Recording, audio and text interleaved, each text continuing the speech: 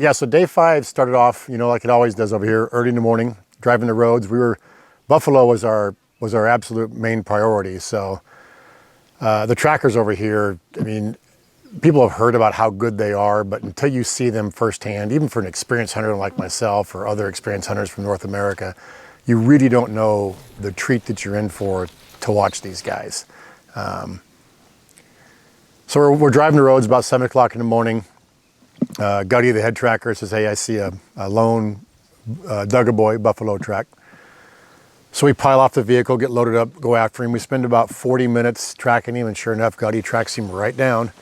And he was in some thick stuff. Keith got the PH, got the sticks set up, put the rifle in place, looked at him, and he was just in too thick of a brush for me to really feel comfortable taking a shot at him. And since he saw us and busted us and smelled us, we let him go, got back in the vehicle, went another maybe 15, 20 minutes.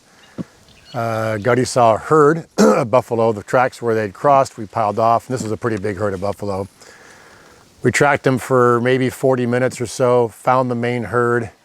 The wind was in our favor, which is oftentimes unusual over here because the prey animals, even the buffalo, tend to try to feed into the wind so that the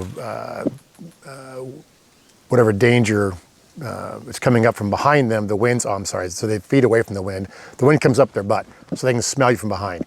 But the wind was in our favor at that point, so we didn't have a big rush, and we kept leapfrogging over these little ridge lines, trying to get in front of them. And on our third attempt, we got in front of them. And as we're kind of working our way down to get up, settled in for a shot, the PH sees a pangolin. And kind of the funny thing about it, here we are, you know, hunting Cape buffalo in Africa, and literally everything came to a halt when we found that pangolin. Keith picks it up, he's examining it, the camera guy's interested in it, the tracker's trying to keep our attention on the buffalo, and we're taking selfies with the pangolin and looking at it and examining it, and it's pretty comical to just basically call a timeout in the middle of a Cape buffalo hunt to mess around with this pangolin. But anyway, we got all of our photographs taken and a video of the pangolin, put him down. And there was a really nice termite mound about 6 or 8 feet tall right in front of us that made an absolute perfect rest. So Keith had me go down there. I took up a half prone kind of position on the termite mound.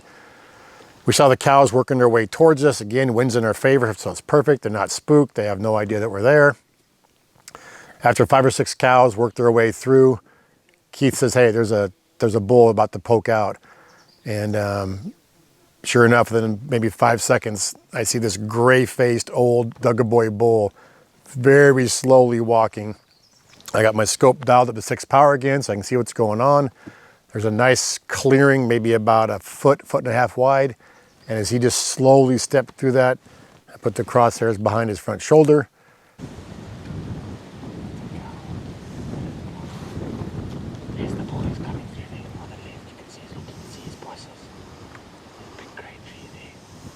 Okay, he's coming into the gap there, just by that rock there. Here he comes.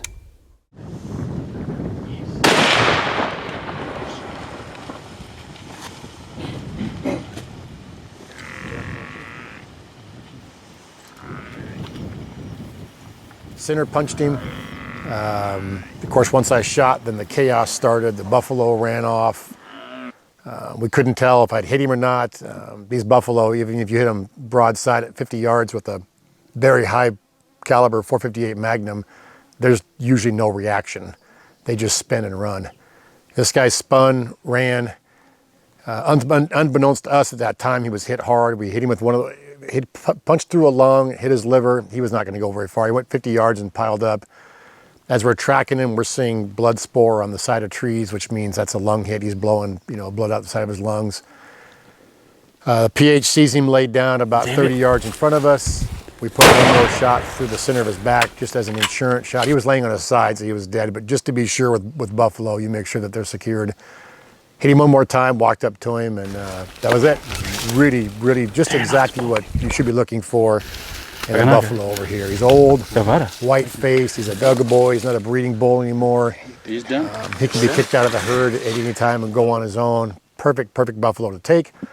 And in addition to making a nice trophy, we later on donated somewhere around 800 pounds of meat buffalo meat to one of the local villages, which we got some good video and pictures of that too. So it worked out well for all of us. You know, I got a nice trophy to take home, a great story. Local villagers get about 800 pounds of meat, and we found a pangolin, which made the PH's day.